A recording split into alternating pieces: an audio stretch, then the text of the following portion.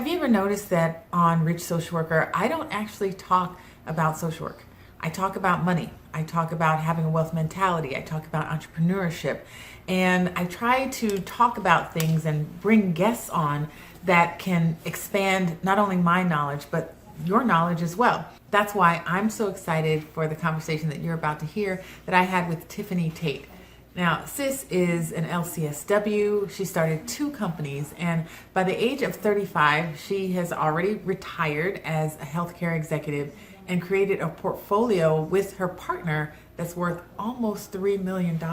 In this conversation, she talks about how she did it. She breaks it down, and she talks to social workers about what they need to do if they want to create generational wealth for themselves. Now, this conversation was so good, went a little long, and so I separated it into part one and part two. And I want you to watch both parts and do me a favor. Let me know in the comments what comes up for you. Now, this is the first conversation that I've had with a social worker about things like equity investing and maybe higher level financial concepts that we haven't introduced on this channel before. So take notes.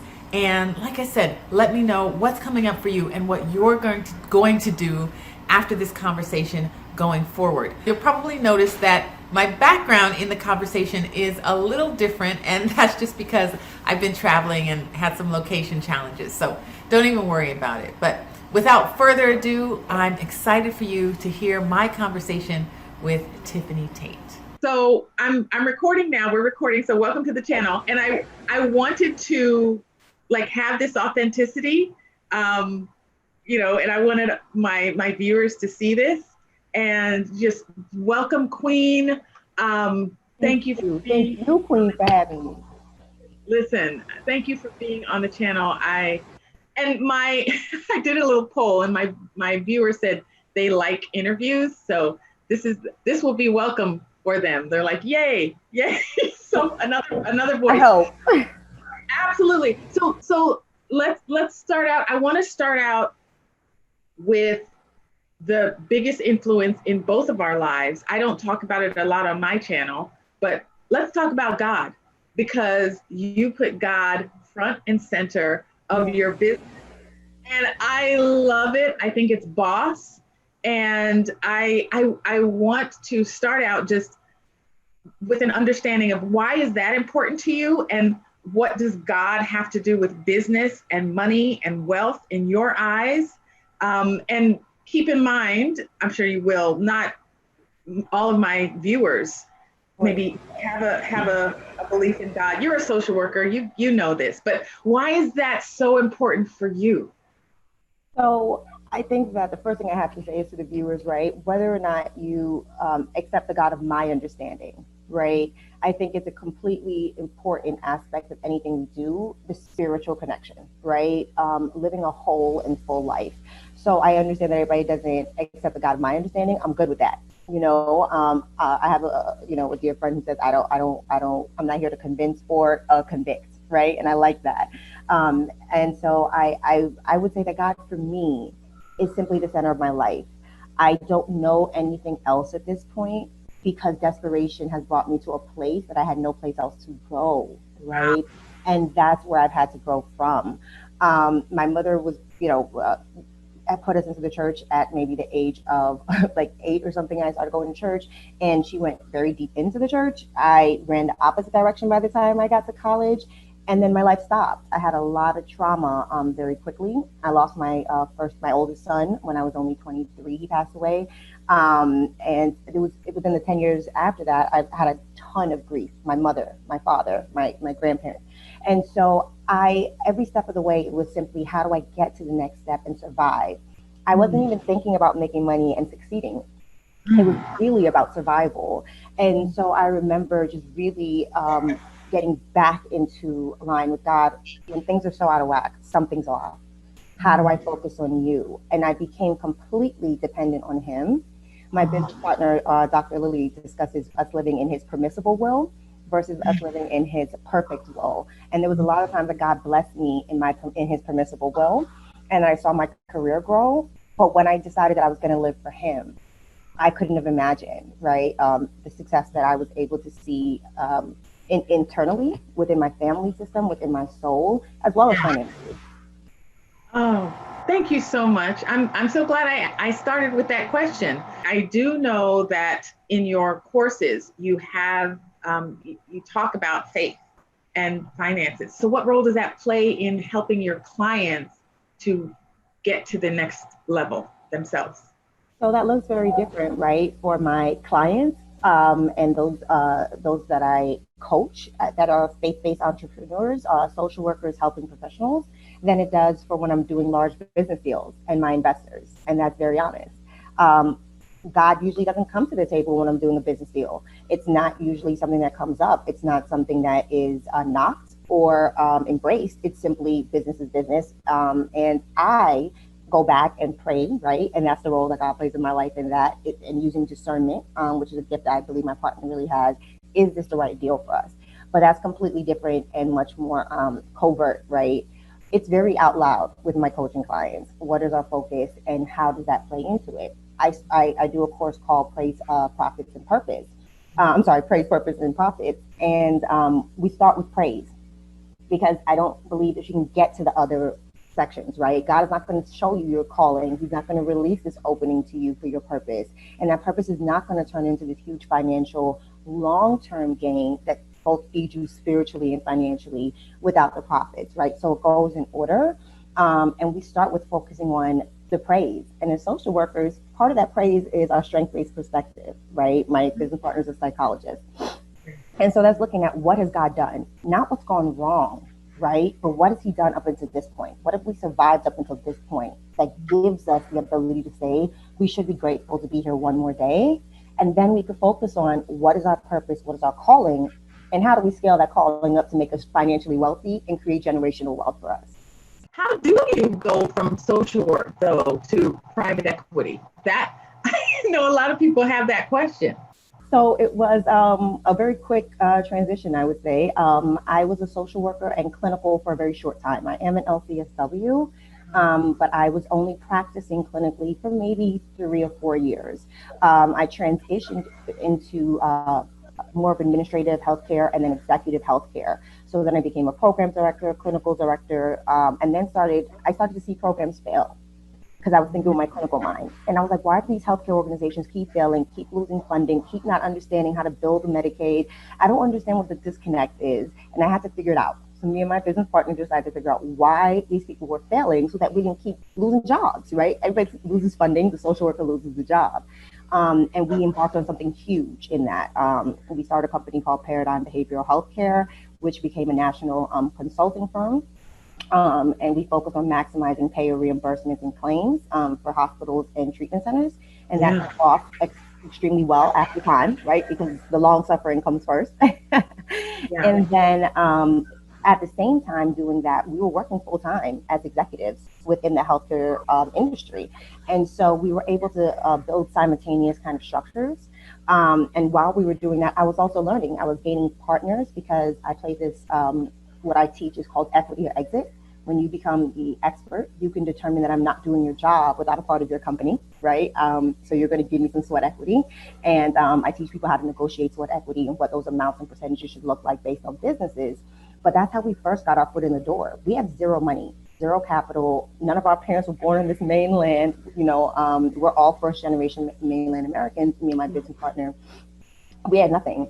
And so we started with the equity exit. We're not working for you, or people will come to our consulting firm and say, I need this, but I don't have enough money for your rates.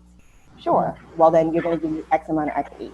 So we started to build equity and a portfolio that way, distributions that way, and started to kind of scale that business. Yeah. So we fell into private equity investing, then taking that money and then reinvesting that into other operations, commodities, land, so on and so forth. So it was starting with a hustle and scaling that hustle. Blown away, but I expect that a lot of people in my audience, we maybe lost them. They're like, what is equity? What is private equity? Right. What are you talking about? So can we bring it back just a little bit and just explain to us, what do you actually do in terms of, building that wealth? What do you do? So there are different ways to look at equity. Equity is just simply owning a portion of a whole, right? And your distributions is the money that they're cutting. So let's say this company, of course, the company's worth 100%.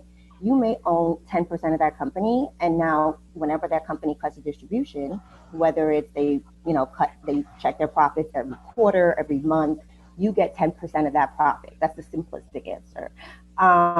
Most people do this and they think as a social worker or as an entrepreneur, I need to go in and own a company and own 100%. And this is my baby and I'm going to make this work. The problem is, and I've done this, all your eggs are in one basket, right? So what myself and my business partner has done is started kind of program planting, building little organizations and companies, and then handing it over, keeping small percentages of ownership. So then all of this becomes multiple streams of income. And then you take that money, right? And then you have to reinvest it because you can't then all have it in the same industry. So though healthcare is my expertise, and I was a CEO and an executive for a long time in healthcare, I can't rely on healthcare. It's very moody. It's very political, right? And so then that money needs to be reinvested into other sides. I'll be very frank in telling you, we have financial advisors that help us to reinvest that money. We like land, so we buy a lot of land and properties nationally and internationally. So there are ways that we diversify our portfolio, and our portfolio just meaning the, kind of the spread of where our money is. But the truth is, I heard you say in the beginning, we always think, I don't have any money to invest. The truth is we do. And that should be diversified immediately. If you have $1, that dollar needs to be split. 20% needs to go to commodities, right? Or like 40% needs to go to your, your investments. You need to have an entrepreneurship that's in there for 60. You create this kind of spread, but if it's $1 or $10,000, you should be diversifying that money and investing it. So how did you learn this? This is amazing. That is a good question. I'll tell you how I learned it. I was blessed to have some business partners along the way. So I have one main business partner, Dr. Lillian Rodriguez, who's been with me since day one. But then every single one of these ventures have different investors and different partnership groups. And I ask a lot of questions. So when you start to meet investors, you're meeting Wall Street guys, you're meeting private equity men, and they often do not look and sound like me or have my background. And I will simply ask, what is a pro forma? I didn't know how to create a budget or a pro forma to project the next 5 years of business. When most people come to me for coaching, they're thinking about just starting a business, getting a check, and then cashing it. They don't think about the tax structures and how you could lose money on that, or how this is not structured appropriately for long-term success. And so all of this I learned simply by building very large-scale organizations where you can't really avoid that. So now in my life, all I did is take these large-scale operations where sometimes I would have, 500 employees nationally at any given day. And I've just taken that exact same system and brought it down to our level. So that as a small-scale entrepreneur, how do I get there? How do I scale this up and make it the same kind of model that multi-million-dollar companies do? So if you're modeling multi-million-dollar companies, is it safe to say that you can create the same type of multi-million-dollar portfolio as an individual? Like, do you know how to do that? Absolutely. And somebody else? Absolutely. That's depending on their hustle, their sacrifice, right? What am I willing to give up? Myself and my business partner went from $0 literally and in debt to almost $3 million right now. It's kind of sinking right now with the economy, but in 5 years, right? But that was a lot of odd sacrifices. My children suffered. My family had to take a back seat. I'll be very vulnerable in saying that. So you could build it 100% from a small private practice, a small coaching business, selling t-shirts online. You absolutely can build and scale that. You have to determine what's it worth and what do I really want to see happen. So there's two things that are coming up for me now, because I did watch your Instagram, look at your Instagram when you talked about how you did have to sacrifice, but you also kind of brought in that quote from, what is that guy? I took his course and it's leaving my mind now, but he says, if you can live like most people won't live now, then you can live like most people can't. Yes. What is his name? I cannot recall.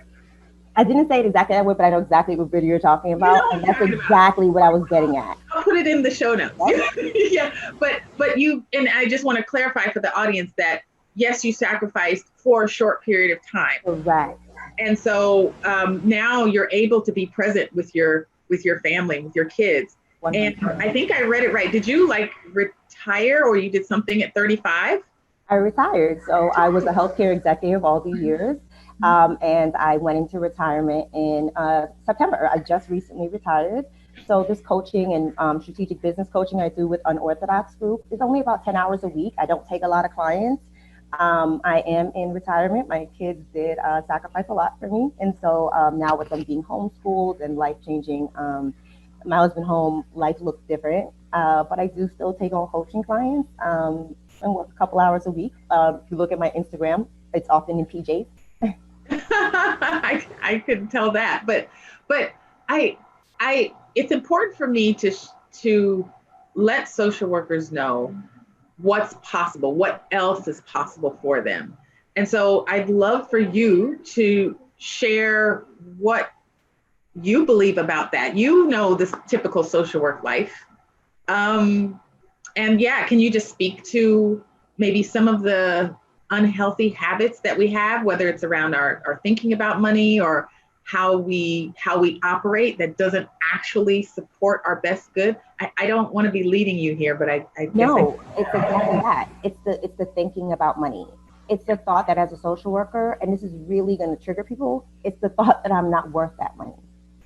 Right? I've convinced myself, my family has convinced me, the world has convinced me that social workers are not millionaires. The world has told me that to be a public servant and to have a heart is to sacrifice, right? And we have to recorrect that thinking, which is why I talk about purpose and profits. They do go hand in hand. And you could be a social worker and make that kind of money. The question is it what you want to do, right? And thinking outside of the box. I think part of the problem is people tell us, oh, you could be a medical social worker, or you could be a child welfare social worker, or, they go in these little compartments. And it's like, no, you could be whatever you want. Mm-hmm. You could be a social accountant, right? There are large hospital organizations that would love somebody who has an MBA as well as an MSW. There are systems that will, I know a lot of social workers who work in HR as director level HRs. Yeah. Think outside of the box and be willing to try things that interest you that you don't necessarily think you're ready for. And the third thing I would say is you are the expert. The main thing that I hear from social workers is what I don't know. Well, I haven't done this yet, or I haven't learned this yet. Okay, but you got here. You graduated school. You may have a license. You may have a certification. You may have done all that while having a child, while building a business. Your story is unique. Your expertise is unique. But I can't tell you you're an expert and that you can do this, right? You have to know that. You got to know that, because when you walk into the room and you want to sell yourself, you're marketing yourself. If you don't believe that, the money doesn't follow. Mm-hmm. Do you get a lot of social workers following? I do. The majority of my clients tend to be social workers and nurses. Yeah, well, yeah, we are sister professions, so that makes sense. And so what are some of the things that you help them with? So I will be very vulnerable in saying the things I do not help them with is clarity in terms of what I want to be when I grow up. That's not the kind of coach that I am. Oh, okay. So I'm being very, very honest, right? There are coaches that are really good at that. I am definitely a B2B coach, which is a business to business coach, versus a B2C coach, which is taking a client and working on them, at that level. I'm dealing with entrepreneurs, and so I'm very honest and upfront with that. I take a lot of calls. I had 3 calls this morning. I take a lot of free consultation calls because I'll take anybody's phone call if you have a question and give you 15 minutes of my time. I really believe in pointing people in the right direction. I always say I'll tell you the game for free. I only charge you to teach you. So I do want to make sure that we're kind of well-rounded in that area. But here we are. Mm-hmm. Well, that's fine. I'll take them at the beginning when they know nothing, and then hand them over to you. I think that's an excellent idea, to be very honest with you. I teach people how to scale, right? So most people are coming to me, have a business, whether it's, just starting day one, but we're talking about scaling this and reinvesting this. Yeah. I think that's brilliant. I love that. So I tell you what came up for me though when I saw like the private equity investor and the oh sorry, I have my notes here, strategic business coach. Okay, I thought, oh, this is hard. It's going to be hard to learn, stocks or, investing and bonds and the market. It's going to be hard. But I also have trained myself to know and understand that I can do hard things. And that doesn't mean it's not scary. So what's the process that either, I don't know if you teach this process or you encourage people, how should people, or what do you recommend people do in order to start to educate themselves, so that they don't just come in cold turkey and know nothing?